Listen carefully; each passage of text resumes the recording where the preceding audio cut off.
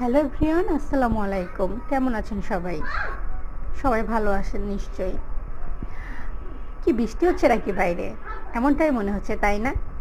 আসলে আমার ইনডোর প্ল্যান্টগুলো বেশ কিছুদিনের ব্যবধানে ব্যালকনিতে এনে এভাবে ভিজিয়ে দেই। 2-1 দিন রোদে রাখি। যেহেতু ব্যালকনিটা ছোট, তাই সবসময় এভাবে এদের বাইরে রাখা যায় না। মাঝে মধ্যে এদের রোদ ও শিশিরের জন্য এভাবে বাইরে রাখি। এভাবে রাখলে গাছগুলো ভালো থাকে। অনেকেই বলে আপনার ইনডোরের প্ল্যান্টগুলো এত ভালো থাকে কেমন করে? ব্যাপারটা এটাই। আর আপনারা আপনাদের ইনডোর প্ল্যান্টগুলো কিভাবে যত্ন করেন অবশ্যই আমার সাথে শেয়ার করবেন। আমার চ্যানেলটাকে সাবস্ক্রাইব করতে ভুলবেন না কিন্তু। আমার নিচেও কিছু গাছ আছে, একদিন সেগুলো ভিডিও করেও আপনাদের সাথে শেয়ার করব।